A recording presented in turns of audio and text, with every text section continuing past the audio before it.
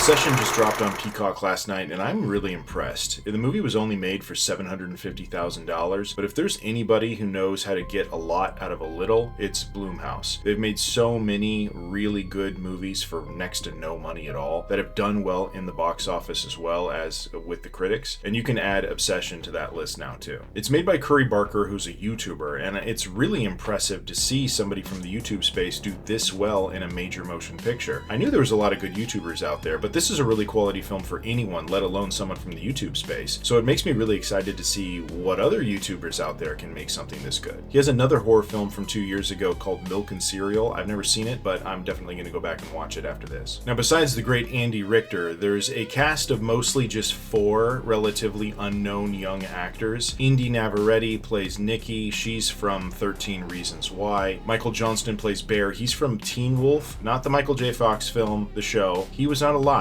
when the Michael J. Fox film was made. I remember seeing it in the theater, but this actor was not alive. Megan Lawless plays Sarah, and she's from The Hate U Give. And Cooper Tomlinson plays Ian, who was also in Milk and Cereal with Curry Barker. And I gotta say, I was really impressed by all these actors. This movie is a really good example of what you can do with a great script when everyone comes together to be in service of it. Even though everyone was relatively unknown, relatively unproven, all really young, they all play their parts really well. They lift up each and every scene. They work with each other instead of against each other. There's nobody in here who's trying to outshine anyone, trying to make a name for themselves. They all just do an excellent job of playing their role, and their roles are really well crafted. So basically the story is Bear is obsessed with Nikki, and he makes a wish on a rare artifact that she would be more obsessed with him. And boy, does he get what he wished for. It's basically the horror version of the Tom Hanks movie Big. Look it up, kids, if you don't know which one that is. This movie takes a lot of interesting twists and turns, and it goes to a lot of dark places, while also raising some really interesting questions. What would you really want if you had one wish? And I think most of us can relate to being maybe obsessed or a little more into someone else who's not into us as much, and wanting them to be more into us than they really are. I thought this movie did a really good job of taking what seems like a harmless wish into a really extreme direction.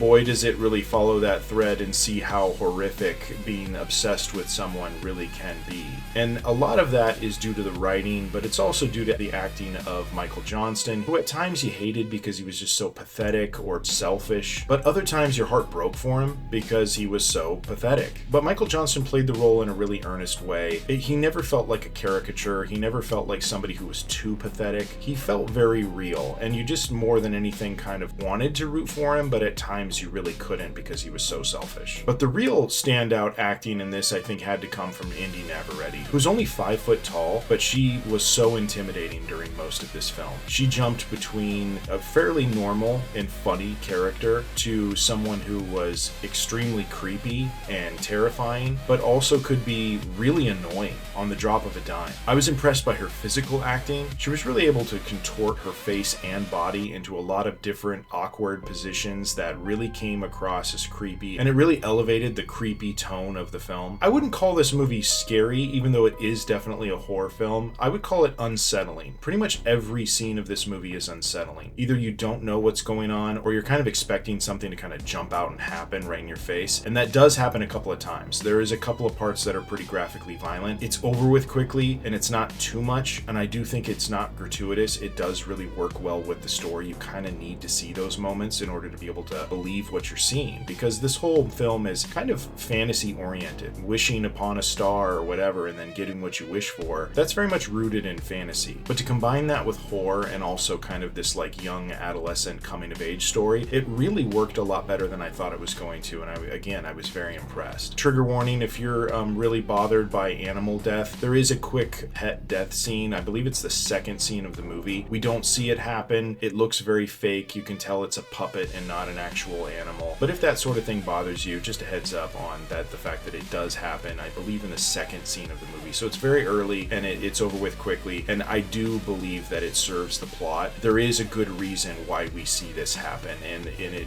reveals itself later in the film. And trust me, I can't stand it when there's gratuitous violence, especially towards animals, but this one really worked, and I think was necessary. I think the coolest thing about Obsession, not just the fact that it was so well made for such little money and by relatively unknown people, it really did a good job of raising some interesting questions that I think are within some fairly taboo topics. Obsession in general general is a very slippery slope, and the theme of that is really working in this film. If you're Michael Jordan, it's a good thing, and if you're Bear in this film, it's not so much. I think it's really interesting to watch movies where people get way too much of what they wished for. It really made me think, like, what would I do with that wish, and if I had made this same wish, which of course I wouldn't, but if I had, what would I do in response to all of these things that are happening? And I don't really know the answer. They really did a good job in the writing of putting these characters through hell and giving them complicated situations and really no way to get out of it, no good way to get out of it anyway. So overall, this is just a really good movie. I was very, very impressed with how good it was, and I'll definitely be going back and watching Milk and Cereal, and I'll also be keeping my eye out on Indy Never Ready because I think she did a phenomenal job in this movie, and I can't wait to see what she does next. But tell me what you thought. There's a lot to talk about. What would you have wished for? And if you had wished for this, how would you have gotten out of it? I think it's a really fascinating question that the movie raises, and I think it deserves a conversation. So at the end of the day, is this worth your time? Definitely. If you have Peacock, definitely check it out. If you don't have Peacock, it can be pretty cheap. Sometimes you can find Peacock for as little as $2 a month during a special, and this movie is definitely worth the $2